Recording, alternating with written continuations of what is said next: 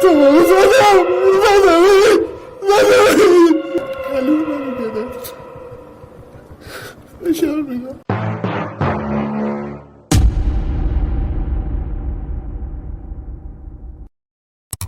20 خرداد ماه 1392 مأموران پلیس آگاهی کرج در جریان پیدا شدن جسد ناشناس پسر جوانی در کرج انتهای مسیر شمالی اتوبان همت قرار گرفتند و خیلی زود تیمی از مأموران دایره جنایی در صحنه جرم حاضر شدند. الان به چه جرمی دستگیر شد؟ قتل. میگی برام کی؟ صاحب خونه. کاراگاهان با حضور در محل مشاهده کردند پسر جوانی با شلوار لی آبی رنگ و تیشرت چهارخانه در حالی که دست و پاهایش با طناب بسته شده بود خفش کرده بودند. بدین ترتیب بازپرس ویژه قتل پس از بررسی‌های مقدماتی در صحنه جرم دستور داد تا جسد پسر جوان برای شناسایی و مشخص شدن چگونگی قتل به پزشک قانونی منتقل شود. تجسس‌های پلیسی ادامه داشت تا اینکه مأموران در برابر جسد سوخته پدر یاشار با اسم داوود 60 ساله که کارمند یک شرکت داروپخش در استان قزوین است قرار گرفتند.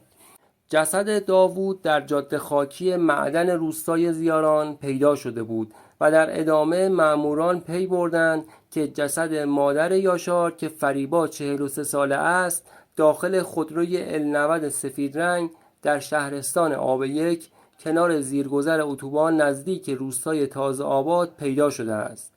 توجه به حساس بودن این قتل عام خانوادگی، تیمی از مأموران برای شناسایی عامل این جنایت هولناک وارد عمل شدند، اما با گذشت 6 سال و با توجه به حرفه‌ای بودن عامل جنایت ردیابی‌ها به درهای بسته خورد.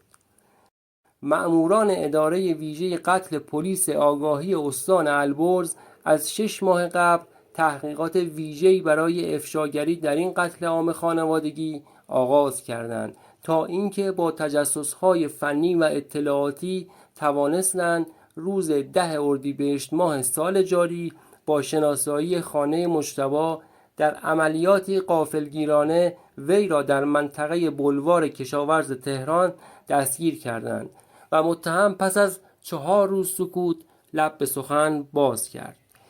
مجتبی 36 ساله که بعد از 6 سال وقتی قرآن را پیش رویش گذاشتند تا قسم بخورد دیگر نتوانست سکوت کند و به قتل 3 عضو یک خانواده اعتراف کرد. این مرد در تمام لحظات گفتگو اشک می‌ریخت و با یاد آوردن صحنه‌های قتل در حالی که زجه می‌زند ادعا می‌کرد که در آن صحنه خودش نبوده و ای کاش اسلحه همراهش نبود و یک تصمیم درست می‌گرفت تا 6 سال عذاب نمی‌کشید. دیگه من نبودم، باور کن من دیگه نبودم. اصلا که منم الان کیه چی میشه گفتم اون دوتا اصلا دیگه نبودم. من باز از اون استفاده کردم، از اسلحه عقم گرفته بود. اصلا نمیدیدم کسی رد میشه رد نمیشه تو اتوبان. مجتبی اولین بار است که دستگیر شده و سابقه ندارد. 13 سال قبل ازدواج کرده و 2 فرزند پسر دارد. خرداد ماه 92 اعضای خانواده صاحبخانه‌ام را کشتم، پدر، مادر و فرزند. اولین نفر یاشار پسر صاحبخانه‌ام را کشتم. روز یکشنبه بود که یاشار به در خانه‌مان آمد. من چند روز قبل با دادن پول قرارداد خانه را برای 1 سال دیگر تمدید کرده بودم که یاشار به در خانه‌مان آمد و یک سررسید نیز به من داد. پسر جوان ادعا کرد که می‌خواهند خانه را پس بگیرند و خواست به دنبال یک خانه دیگر بگردم که بر سر همین موضوع با هم بحث کردیم که یاشار مرا هل داد و روی زمین افتادم و وقتی بلند شدم او را هل دادم که او نیز به زمین افتاد. در این صحنه یاشار دستش را روی گلویم فشار داد. به زمین به پاشو برگشت، گلو منو گرفت، فشار میدم. منم گلوی اونو گرفتم فشار میدم، ناخواسته که دفاع کنم از خودم. همسایه کسی اومدن اونجا؟ کسی رد نشد، گلوشو گرفت، کلا نمیدونم 1 دقیقه شد یهو دیدم خودشو خیست. باور کنید من قصد کشتن نداشتم. یک اتفاق بود. ترسیده بودم. جسد را به پارکینگ خانه بردم و داخل صندوق عقب خودرویم گذاشتم و یک پتو نیز روی او کشیدم. بعد از قتل یاشار با گوشی موبایلش به پدرش زنگ زدم و گفتم میخواهم با شما صحبت کنم.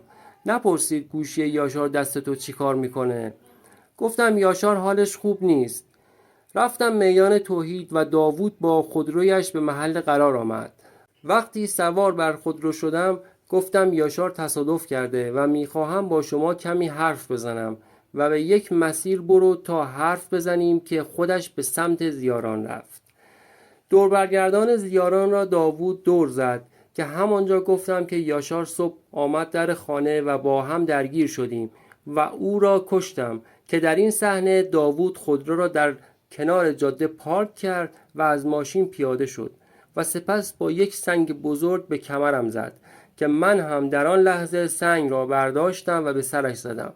داوود زنده بود و سوار بر خودرو کردم و در همان مسیر زیاران حرکت کردم که در کنار جاده توقف کردم و داوود کنار یک سنگ بزرگ ایستاد. خواست حمله کند که او را هل دادم و روی زمین افتاد. رفتم عقب خودرو تا از صندوق آب بردارم که یک شیشه الکل و بادبزن دیدم که ناگهان احساس کردم داوود ایستاده. ترسیدم و نفهمیدم با اسلحه هم شلیک کردم. ترسیده بودم که ناگهان یاد الکل پشت خودرو افتادم و به سراغ آن رفتم و روی داوود الکل ریختم و با فندکی که داخل خودرو بود اقدام به آتش زدن جسد داوود کردم. میخواستم کسی متوجه جسدش نشود. موبایل داوود داخل خودرو بود. به فریبا همسر داوود زنگ زدم و گفتم که داوود تصادف کرده. فریبا پرسید گوشی دست تو چی کار میکنه؟ گفتم نگران نباشید، چیزی نیست، باید شما را ببینم و با هم پیش داوود برویم. فریبا گفت که تا متروی وردآورد می آید و من هم با خودروی داوود به جلوی مترو رفتم. دیوانه شده بودم، میخواستم با او حرف بزنم، شاید یک راه حل جلوی من بگذارد. فریبا سوار خودرو شد و به سمت آبیک قزوین در حال حرکت بودیم که در مورد کشته شدن پسر و شوهرش حرف زدم که فریبا با کیف مرا کتک زد. مجتبی در صحنه بازگو کردن قتل فریبا فریاد میکشید و گویا پس از 6 سال صحبت در مورد قتل و فریادهایش او را آرام میکرد. این قاتل جوان گفت فریبا با کیف مرا کتک میزد که با اسلحه یک گلوله به سمتش شلیک کردم. در آن صحنه من دیگر مجتبی نبودم، یک آدم دیگر بودم. دیگر توجه نداشتم که صدای گلوله را کسی میشنود یا نه. افتادم رو صندلی عقب ماشین، حالم بد بود. برگشت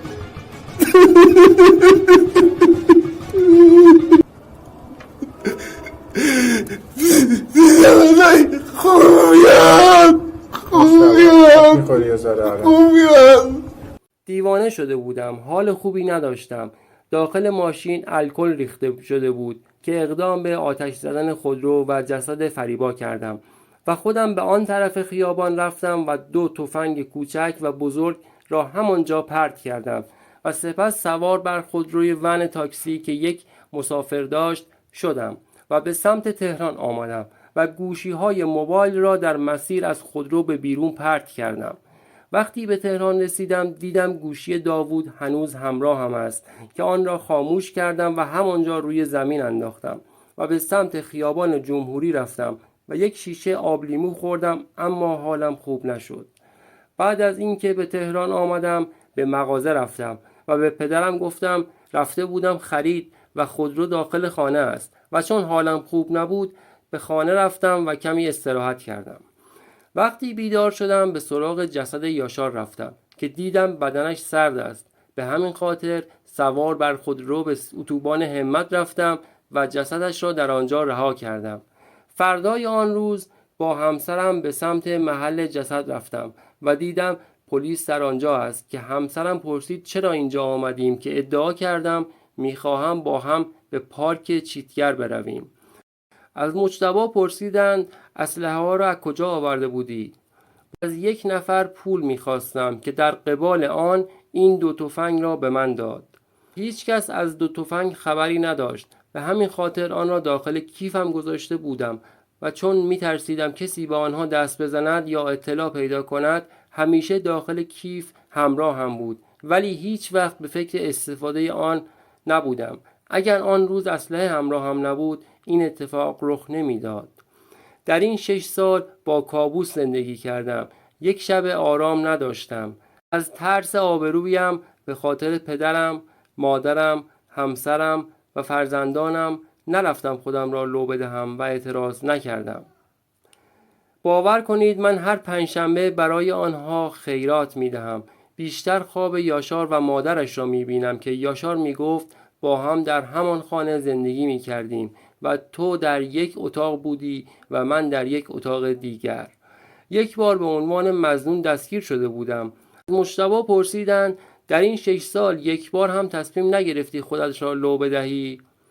یک بار به عنوان مظنون دستگیر شدم، اما چندی قبل رفتم کربلا و تصمیم گرفتم سکوتم را بشکنم. 6 سال زندگی سخت داشتم و اصلا زندگی نداشتم. به اداره پلیس آگاهی کرج رفتم و تا جلوی میز افسر پرونده رفتم، اما نتوانستم حرفی بزنم. از مجتبی پرسیدند چطور بعد از این همه سال اعتراف کردی؟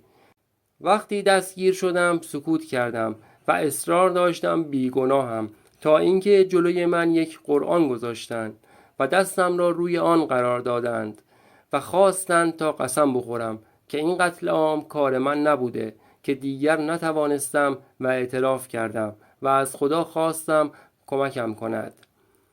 از مجتبی پرسیدند حرف آخرت چیست؟ میخواهم مادر فریبا را یک بار ببینم و با او 2 دقیقه حرف بزنم. میخواهم مرا ببخشد، نه به خاطر خودم، فقط مرا برای فرزندانم ببخشد. آنها گناهی نکردند. باور کنید پدر و مادرم در این اتفاق دق میکنند. باور کنید من در این 6 سال زندگی نداشتم.